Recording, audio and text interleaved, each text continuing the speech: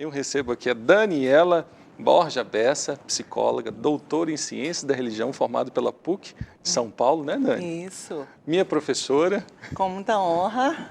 Seja bem-vinda, viu, Daniela? Obrigada. Com muita prazer alegria. Estar aqui. Eu acho que para você, eu não sei, para mim passa assim, gente, outro dia mesmo eu estava ali, a Daniela me dando aula, e eu chegando de bermuda, boné na sala de aula, e a Vanessa, está indo estudar assim, menino? Você está doido?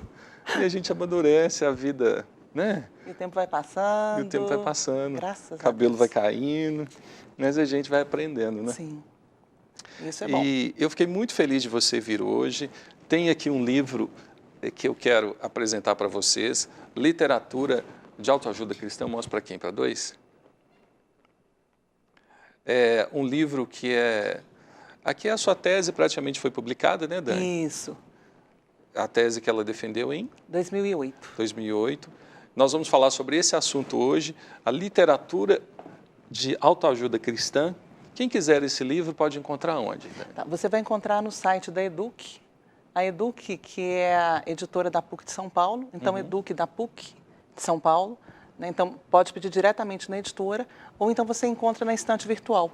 Ah, ok. Ou você pode me pedir que eu te remeto com as despesas de SEDEX, mandar pelo pode mandar para o seu e-mail. Isso, que acho que vai aparecer, daqui a pouco deve aparecer o e-mail na tela. dbbessa@oi.com.br. Isso, dbbessa@oi.com.br. Que aí eu remeto com as despesas de SEDEX. Ah, que bom.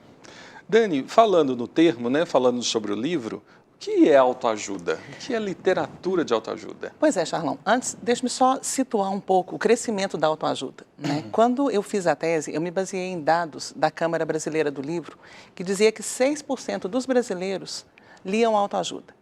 Eu busquei dados mais recentes, então houve uma pesquisa em 2012, e essa pesquisa mostra que houve o dobro de porcentagem de leitores de autoajuda. Então, 12% dos brasileiros leram autoajuda. 12%? 12%. De 6% em 2001, 12% leram em 2011, um aumento de 100%. Uau. Então, o que a gente pode perceber? E o público da autoajuda é formado por quem? Então, é um público majoritariamente feminino, tá? É um público com pessoas... Deixa eu só te fazer uma pergunta. Esses 12% são da população brasileira? Da população brasileira. Então, esses 12% representam muito mais do que 12%, porque nós sabemos que 100% da população não lê, talvez muito pouco, né? Isso. Não, eu diria 12% das pessoas que foram pesquisadas nesse universo. Tá? Então, e aí o que se percebe? São mulheres, pessoas com curso, 27% dos leitores de autoajuda têm curso superior, e são pessoas com idade entre 25 e 49 anos. Então, o público que lê autoajuda, ao contrário do que se imaginava, é um público mais escolarizado. E é um público com poder aquisitivo, né, classes A, B e C, que são os leitores de autoajuda. É um formador de opinião. É um formador de opinião. É um público mais seletivo. Então, quando a gente fala em autoajuda, a gente fala em quê? A gente está falando em textos que visam desenvolver capacidades objetivas e subjetivas. Tem um autor chamado Steven Salerno, que ele vai mencionar que a gente geralmente pensa em autoajuda só relacionada a bem viver. Mas existem outras duas possibilidades. Autoajuda tem a ver com o aprimoramento de algumas habilidades para ajudar outros. Então, eu não estou preocupado comigo, eu quero ajudar outros. Tem esse segundo conceito, que é o de bem viver. Tem o terceiro, que tem a ver com aprimoramento pessoal, autoconhecimento. Então, eu quero me conhecer, eu quero me sondar. E tem uma quarta possibilidade de autoajuda, que tem a ver com grupos para resolver problemas comuns. Por exemplo, alcoólicos anônimos, narcóticos anônimos. Então, eu vou descobrir em mim condições de superar os vícios. Então, não é só em mim, mas com o apoio do grupo. Entendi. Esses títulos foi o que... Porque ligado a isso, o que você está falando, eu lembro que a autoajuda sempre é muito criticada pelos títulos, né? 100 maneiras de ser feliz. 30 formas de você emagrecer, alguma coisa assim. E sempre leva a isso e, em alguns momentos, existe uma crítica muito forte com relação à autoajuda. Isso. Por que existe essa crítica? Porque, pelo conceito, as 4 áreas que você me disse... E tem uma proposta, existe por trás uma proposta de melhorar a vida da pessoa. Não é verdade? Sim, é uma das possibilidades de autoajuda. Mas quando a gente pensa em autoajuda, a gente geralmente pensa nessa segunda possibilidade, é o bem-estar. Então, é o bem-estar pessoal. Então, eu quero emagrecer, eu quero ser rico, eu quero ser bem-sucedido, eu quero ter bons amigos. Então, esse subgênero, se a gente pudesse dizer, esse subtipo de autoajuda, é que costuma ser o mais criticado. Então, o que a gente percebe? Tem um autor chamado Pedro Demo, que ele vai falar que é uma leitura marcada por ingenuidade. Porque quem lê um livro acredita que vai conseguir resolver o problema quase que instantaneamente. É uma mágica, né? É uma mágica.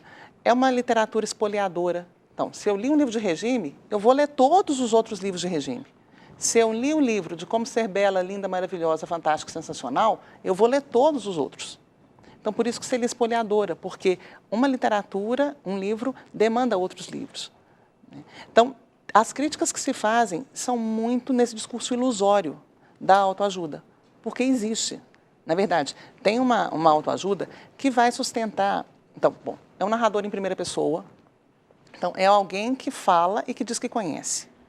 É o Pai Rico, eu falei o nome do livro aqui, mas Isso, sem assim, problema. Eu sou poderoso, você é mais ou menos. É. Então, se eu sou poderoso e você é mais ou menos, eu vou te ensinar a ser Poderoso como eu sou. Tá?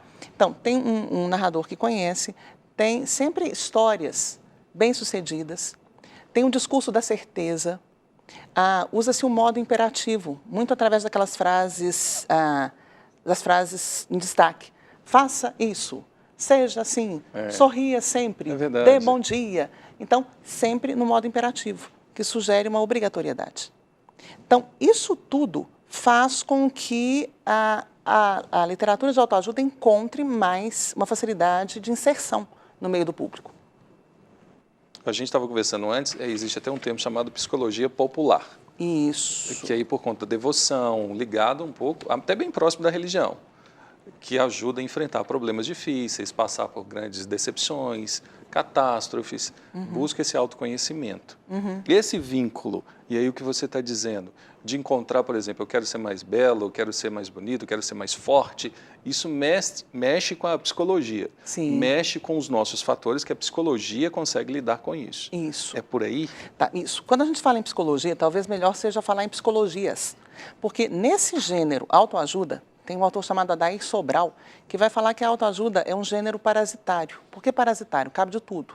Cabe texto informativo, prescrição médica, cabe psicologia humanista, psicanálise, psicologia transpessoal. Coxa de retalho. Exatamente. Cabe tudo aí dentro.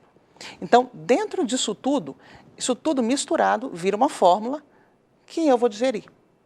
E qual que é o grande problema? A maior parte dos escritores de autoajuda são norte-americanos. Sim. Então, eles falam de um universo que é muito distante da gente. É verdade. Então, uma das críticas grandes que se faz é uma universalização da vida. É como se dissesse, o que serviu para mim serve para todo mundo. Então, isso é um elemento negativo. Tá? Então, o que seria essa psicologia? Não leva em conta nem a cultura, nem a realidade do meio. Isso. E uma outra questão, como é psicologia popular, existem psicopatologias ou transtornos de personalidade ou problemas psiquiátricos que são tratados de uma maneira muito simplista. Então, você tem um texto falando assim, vença a depressão em 2 dias, por exemplo. Aquelas coisas assim. E a depressão, Saia da ela é crise uma em uma doença. semana, né? Isso. Então, a depressão é uma doença que demanda todo um tratamento. Então, em alguns momentos, questões psicopatológicas são colocadas de maneira muito simplista. Então, resolve a esquizofrenia assim, resolve a depressão assim. E são doenças que demandam tratamento. Então, é a partir daí que nasce uma crítica da autoajuda como gênero literário. Exatamente. Para não classificá-la como uma referência validada. Isso. Agora, você vai dizer, Dani, tem benefícios da autoajuda? Tem. Né? Na minha tese de doutorado, nós fizemos uma pesquisa, porque eu digo nós, eu e meus alunos, né? Nós fizemos uma pesquisa com 768 evangélicos. E nós perguntamos o que eles tinham lido no ano anterior. Né? Então, o livro chama-se Literatura de Autoajuda Cristã, em busca da felicidade ainda na Terra e não só para o céu, porque nós descobrimos que os cristãos, os evangélicos em Belo Horizonte, região metropolitana, leem um livro que vai ajudá-los a resolver problemas pessoais. Então, que esse livro ele vai ocupar, de alguma maneira, um lugar que está vazio nas igrejas, ou vazio na vida das pessoas. de quê? De um amigo ou um bom conselheiro.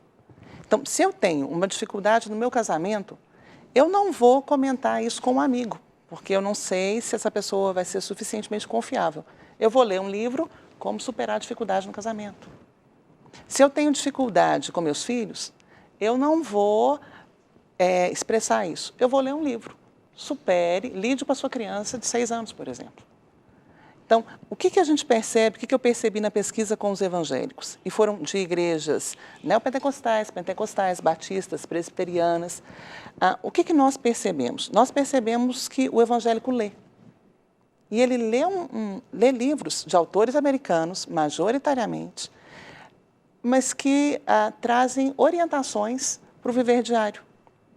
Então, ele vai entrar todo esse discurso. Além de trazerem orientações para o viver diário, trazem textos bíblicos.